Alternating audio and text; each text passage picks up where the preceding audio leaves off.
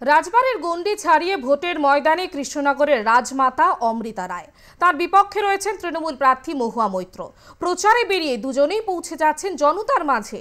সম্প্রতি মহুয়া মৈত্র বিতর্কে জড়িয়ে পড়ায় এই কেন্দ্রের উপর বিশেষ নজর গেরুয়া শিবিরের। অমৃতা রায়কে ঘুঁটি করে এই কেন্দ্র জিততে মরিয়া বিজেপি, এমনকি আসরে নেমেও পড়েছেন প্রধানমন্ত্রীও। এবার লোকসভা নজর করা কেন্দ্র হচ্ছে কৃষ্ণনগর লোকসভা। অমিতাদি আর প্লাস স্বাগত। এই যে আপনি সকাল থেকে প্রচার করছেন, কিরকম সাড়া পাচ্ছেন? আমি যেরকম ঘুরে দেখছি, আমার মনে হয় মানে আমি নিজেও জানতাম না যে রাজবাড়ির ওপর এতটা দুর্বলতা মানুষের আছে, এবং মানে কি বলবো, এত আবেগ, এত ভালোবাসা, এটা পাওয়াটাও একটা ভাগ্যের ব্যাপার।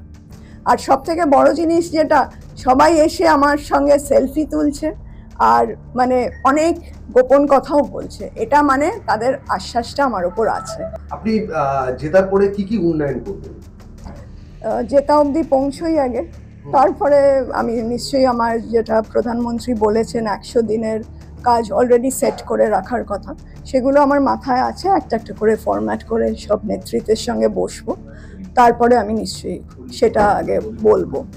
না, যেরকম একটা নাকি যেটা কৃষ্ণনগরে বেলেডাঙ্গায় একটা রেল গেটের ফ্লাইওভার ইজ আ মাস্ট। মানে ওখানে এত কনজেশন, মানে সব সময় যেন একটা ধাক্কা লেগে যাওয়ার ভয় থাকে। সেটা তো যদি রাজ্য জমি দেয় বা দিতে চাইছে না, তো সেটা জমিটা পেলেই কাজ শুরু হয়ে যেতে পারে। এরকম অনেক কিছুই আছে, যেরকম তেহট্টে ব্রিজ, করিমপুরের রেলপথ, অঞ্জনা জলঙ্গির সংস্কার, এগুলো অনেক কিছুই মাথায় আছে। নেক্সট প্রশ্ন, যে প্রধানমন্ত্রী তিনি ফোন করে, আপনি যতদিন প্রার্থী হলেন তার পরের দিনই তিনি আপনাকে ফোন করেছিলেন, ফোন করে আপনাকে শুভেচ্ছা বার্তা ও প্রচারের সবসময় পাশে দাঁড়াবেন, এরকমই বার্তা কি বলবেন? আমি ভীষণভাবে গভীরভাবে মানে আমার মন ছুঁয়ে গেছে যে ওই মাপের একজন মানুষ আমার সঙ্গে এরমভাবে কথা বললেন। উনি একবারও মানে আমাকে কোনো অস্বস্তিতে পড়তে হয়নি, মানে ইন দ্য সেন্স আমি নিজেও একটু মানে ভাবছিলাম ওনার সঙ্গে আমি কি করে কথা বলবো।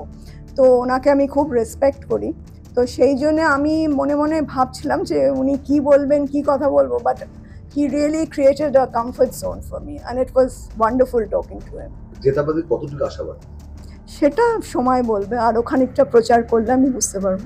মহুয়া মৈত্র ভার্সেস রানীমা, না ভার্সেস, না না না, ভার্সেস বলবেন না, কারণ ও ওর পথে হাঁটছে, আমি আমার পথে হাঁটছি, আর আমি তো ঠিক পার্সোনাল অ্যাটাক করছি না, তাই ভার্সেস হতে পারে না। We are not the same people. So সেখানে আমার আইডিওলজি আলাদা, ওর আইডিওলজি আলাদা, ওর নিজের পথে হাঁটছে। কৃষ্ণনগর লোকসভার সংখ্যালঘু ভোটের সংখ্যা খুবই বেশি, আর সংখ্যা কি দেখবেন? না, এটা সংখ্যালঘুর প্রশ্ন নয়, এইটা মানে বিকৃতভাবে ছড়ানো হয় মানুষকে ভাগ করার জন্য।